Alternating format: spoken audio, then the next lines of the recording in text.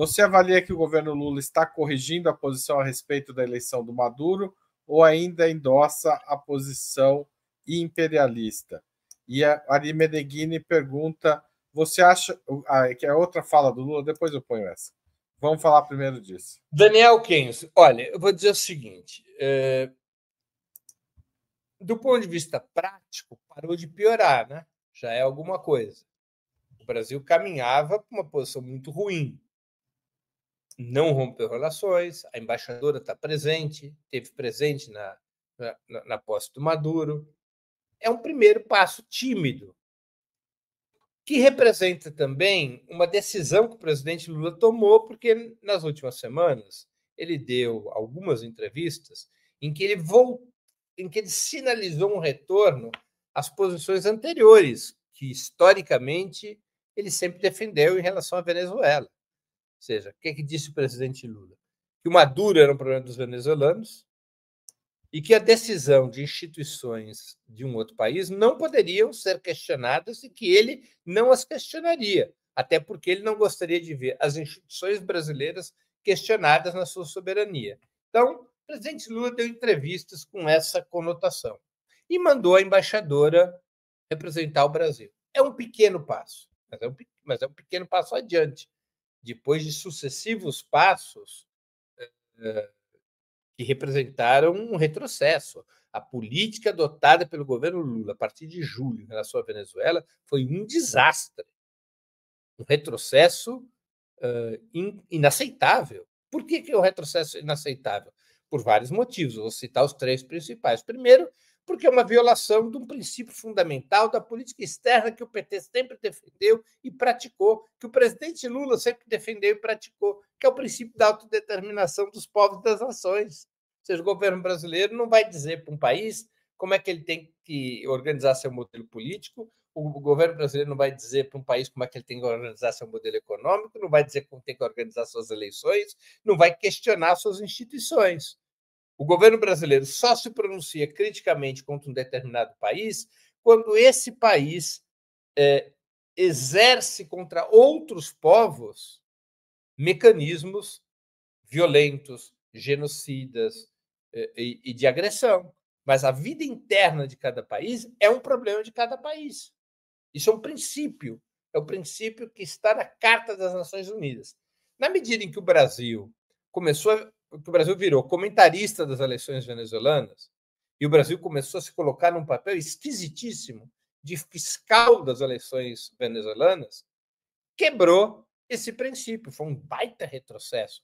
Porque se o Brasil pode fazer isso, todo mundo pode, né? Então, aquilo que os Estados Unidos sempre fez está legitimado. Os Estados Unidos sempre julgaram qual regime político é aceitável e qual não é aceitável.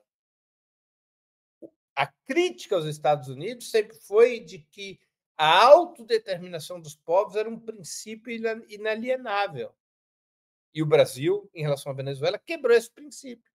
E quebrou esse princípio, Daniel, sem qualquer tipo de respaldo, porque o Brasil não fez parte do Acordo de Barbados. O Acordo de Barbados foi assinado exclusivamente pelo governo venezuelano e pelos partidos de oposição daquele país. O Brasil não está entre os países facilitadores do Acordo de Barbados. E o Itamaraty, numa nota de alguns meses atrás, reivindicou para si um papel no Acordo de Barbados, que é o de testemunha do Acordo de Barbados, que não está previsto no Acordo de Barbados. Pode pegar o Acordo de Barbados e ver lá se vocês vão achar que existe testemunha do Acordo de Barbados. Nada, foi o Itamaraty se metendo a besta. O Itamaraty, que é controlado por um pensamento liberal pró-Estados Unidos, interferindo e, infelizmente, convencendo o presidente Lula a mudar sua histórica posição de respeito à autodeterminação dos povos. Então, isso foi um retrocesso danado. O segundo elemento é de política internacional. Há uma confrontação no mundo.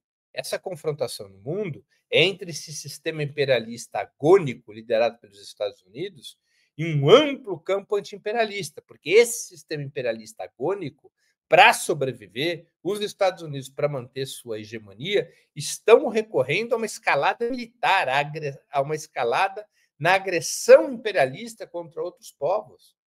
Aliás, Breno, o Maduro chegou, vou atrapalhar, nós já estamos há 1 hora aqui, mas Maduro chegou a comentar a questão do Panamá hoje, né? Sobre as ameaças do Trump ao Panamá. Panamá, Canadá, E Groenlândia. isso tá fora da nossa conversa, mas os Estados Unidos agora resolveram atacar os aliados, que inclusive Dinamarca e Canadá, só para acrescentar um detalhe, são apoiadores militares, né? Não são países apenas aliados economicamente ou politicamente. Estados Unidos, Canadá e Dinamarca costumeiramente fornecem tropas para as ações militares. Mas, são os sintomas de uma escalada militar, uma escalada imperialista, de um sistema, de um Estado que luta para manter sua hegemonia, uma hegemonia em crise. Né?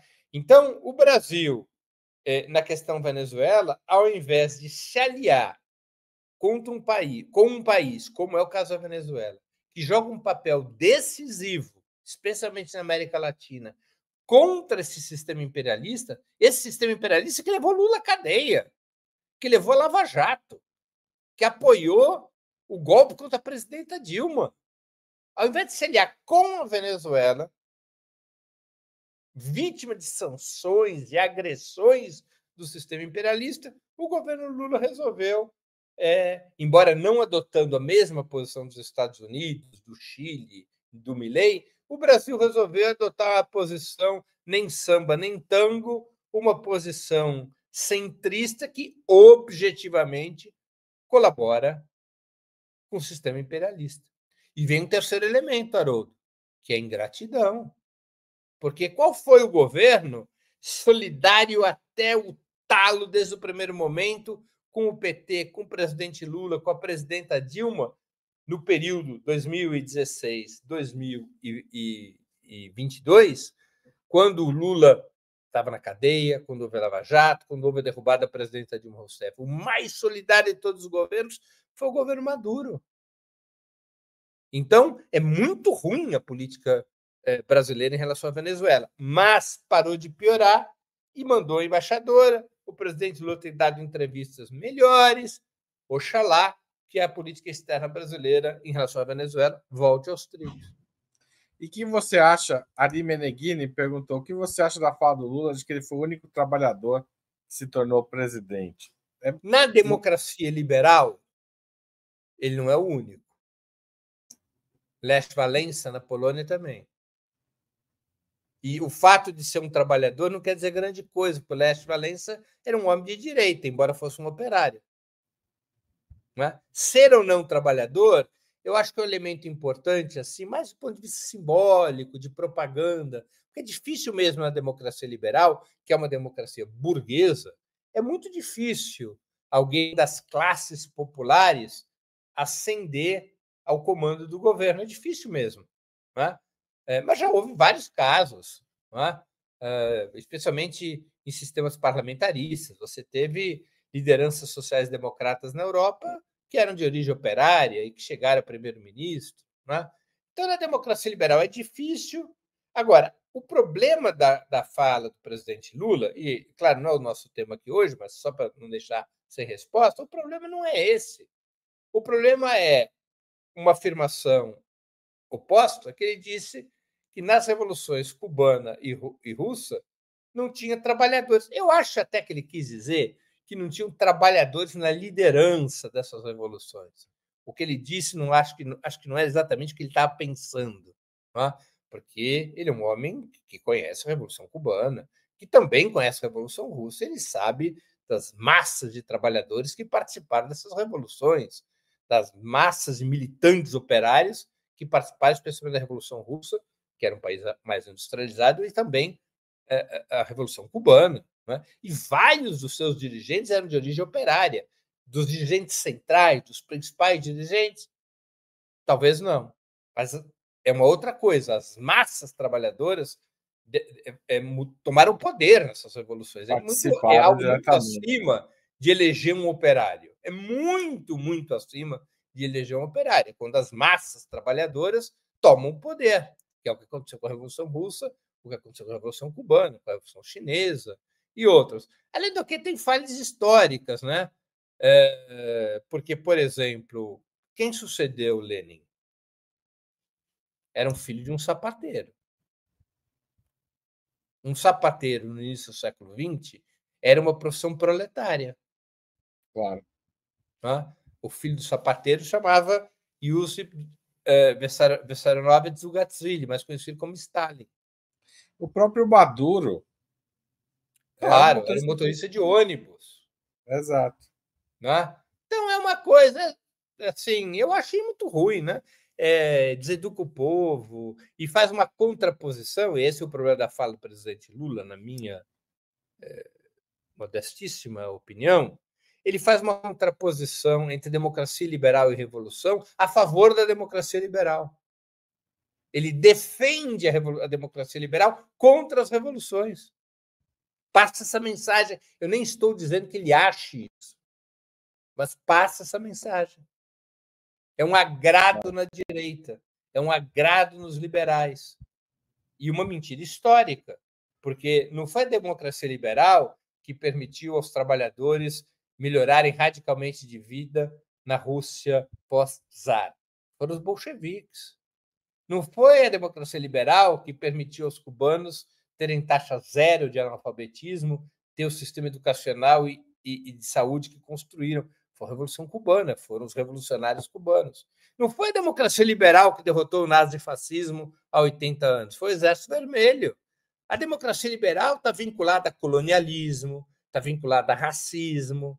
A democracia liberal melhorou um pouquinho naqueles países onde o movimento operário teve força e, fundamentalmente, depois da Segunda Guerra, com o medo da Revolução, por causa do Exército Vermelho, da força da União Soviética na fronteira dos países socialistas. Então, eu achei muito ruim a intervenção do presidente Lula. Nossa Senhora, que bola fora.